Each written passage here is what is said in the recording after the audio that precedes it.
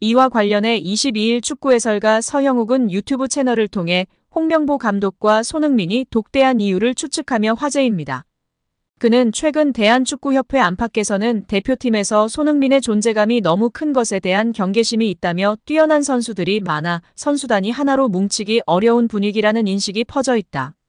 탁구 게이트 같은 일의 재발을 막는 게 협회 최대 목표 중 하나라고 말문을 열었습니다. 이어 홍명보 감독의 라커룸 리더들 순회 방문은 라커룸 리더십 재정비를 위한 사전 교감 내지는 사전 고지에 있다며 홍 감독이 손흥민을 만났을 때 수행 직원도 물리고 단둘이 얘기를 나눴다는 부분은 둘의 이야기가 형식적이거나 사교적인 얘기가 아니라는 방증이라고 설명했습니다. 또 사실 이 두 사람은 객관적으로 봤을 때 딱히 가깝지는 않은 사이라며 런던 올림픽 당시 홍명보 감독이 공개적으로 손흥민이 잘하는지 모르겠다고 발언했던 내용 등을 미루어 볼 때 친밀한 사이로 보긴 어렵다. 대표팀 지휘와 라커룸 리더십에 대한 부담을 고려해 적극적으로 소통을 시도했을 가능성이 크다고 분석했습니다. 서형욱은 이런 차원에서 축구협회와 홍명보 감독은 라커룸에서 압도적인 영향력을 가지고 있는 손흥민에게서 주장 완장을 떼고 다른 선수에게 완장을 주거나 주장을 순환하거나 집단 리더 체제로 주장 시스템을 바꿀 가능성도 있다며 뜻밖의 추측을 내놨습니다. 그는 역대 월드컵 본선에서 2회 이상, 2회 연속으로 주장을 맡은 사례는 없다는 점도 협회가 손흥민 주장 체제에 부담을 느낄 수 있는 부분이라며 손흥민은 그만큼 한국 축구사에서 특별한 존재감을 가진 인물이라고 설명했습니다. 마지막으로 그는 홍 감독의 유럽파 순회 방문은 대표팀 내에서 발생한 문제들을 손흥민의 리더십과 연결짓는 협회 내부의 분위기와 맞닿아 있다. 그게 아니라면 선수들이 특히 바쁜 이 시즌에 곧 유럽파 선수들의 내한 일정이 있음에도 불구하고 유럽까지 먼저 나가서 따로 만난다는 건 쉽게 이해하기 어렵다고 말했습니다. 진짜 쓸데없는 미친 짓만 하는 협회입니다. 생각하는 게 어쩜 저리 멍청한지 모르겠습니다. 해야 할 일을 하지 않고 고리타분한 생각들만 하고 있으니 발전이 없는 것 같습니다. 정몽규 취임 후 보조금은 11년간 3배 늘었습니다. 정부 보조금은 연간 최소 110억 원 수준이며 스포츠 토토 등 복표 수익 연간 200억 원이 지원되고 있습니다. 주요국 정부 보조금 없거나 의존도 낮으며 피파 랭킹 20위권 국가들은 70% 이상이 협회장은 전문 경영인이 하고 있고 이외 축구인 등이 하고 있습니다. 우리나라처럼 재벌 총수가 회장인 곳은 단 한 곳도 없습니다. 대한축구협회에 연간 약 300억 원의 국가재정이 투입되면서 수익에서 정부 의존도가 약 30%에 달하는 것으로 나타나며 충격에 빠졌습니다. 사실상 정부 재원이 아니면 운영이 어려운 셈입니다. 미국과 일본 등 주요국은 국가보조금 의존도가 낮은 가운데 축협의 재정 자립을 촉구하는 목소리가 나오고 있습니다. 18일 한경닷컴이 축협의 손익계산서를 분석한 결과 지난 2013년 이후 보조금과 복표 수익을 제외하면 연 평균 300억 원 적자를 기록하고 있습니다. 여기에 문화체육관광부가 본격 대한축구협회 감사에 돌입한 가운데 홍명보 축구대표팀 감독 선임 과정에서 명백한 하자가 나올 경우 초유의 극단적인 조치가 나올 가능성도 있는 것으로 보입니다. 지난 12일부터 본 감사에 돌입한 문체부 관계자는 국내 매체 오센과의 통화에서 홍 감독 선임 과정에서 불거진 논란과 함께 그 절차가 제대로 진행됐는지 중점적으로 살펴볼 것이라고 밝히면서도 명백한 하자가 있을 경우에는 극단적인 조치가 나올 수도 있다고 밝혔습니다. 이 관계자는 극단적인 조치에 대해 대표팀 감독 선임을 원천적으로 무효화하는 것을 말한다고 설명했습니다. 한마디로 협회가 홍 감독을 대표팀 사령탑으로 선임하는 과정에서 절차 규정을 위반했다고 결론 내릴 경우 초유의 대표팀 감독 선임 취소 사태가 벌어질 수 있다는 말입니다. 다른 문체부 관계자도 실질적으로 감독 선임을 무효화한다는 것은 쉽지 않을 것 같다. 감독 선임을 다시 돌릴 수는 없지 않겠나면서도 기초조사 과정에서 문제가 발견돼 감사의 필요성이 나왔다. 그렇지 않았다면 감사에 나서지 않았을 것이라고 가능성을 열어뒀습니다. 중요한 것은 그만큼 문체부가 축구협회 관련 사안을 중요하게 생각하고 있다는 것입니다.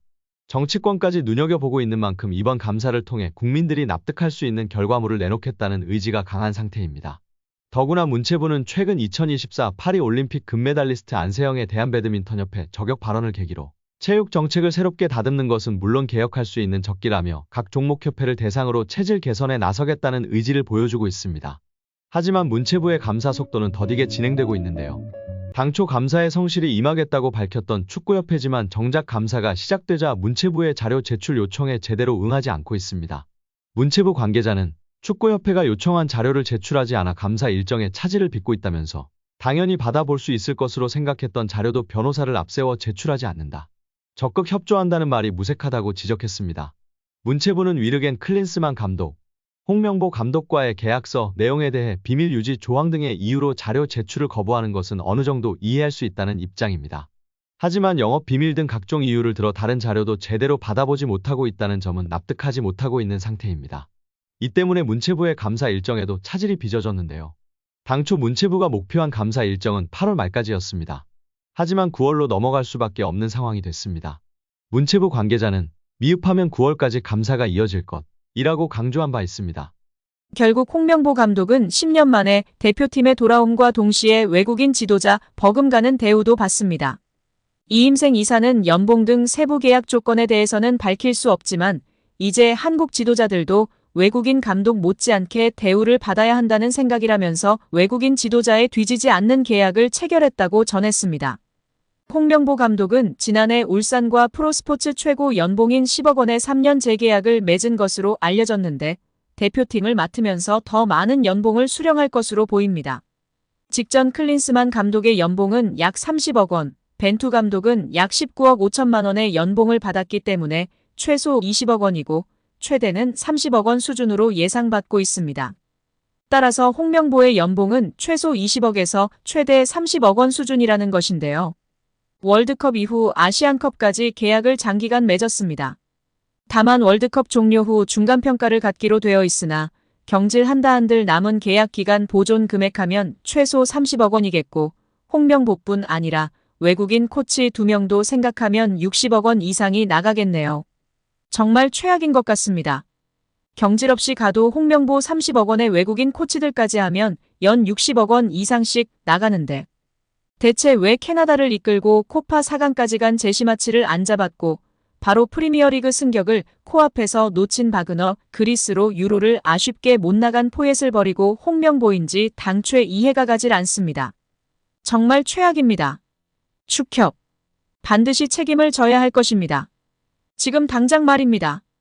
여기에 정몽규 대한축구협회 회장, 정혜성 전 전력강화위원장, 이임생 현 기술이사, 홍명보 감독 등이 모두 고려대 출신들이라는 점에서 학연축구라는 비난도 쏟아지고 있습니다. 특히 열하나회라는 국가대표 선수들의 비공식 모임이 축구계에 크게 논란이 된 적이 있다는 이야기도 재조명되고 있는데요. 1995년 황선홍 홍명보 등 열하나회 멤버들이 당시 박종환 감독에게 항명했다는 의혹이 제기된 바 있습니다. 1993년에 결성된 열하나회는 당시 전현직 프로선수 및 국가대표 선수 43명으로 구성된 모임입니다. 이 모임의 회장을 맡고 있었던 하석주 전 전남 감독은 2013년 한 매체와의 인터뷰에서 열하나회는 그냥 봉사단체라고 말한 바 있었습니다.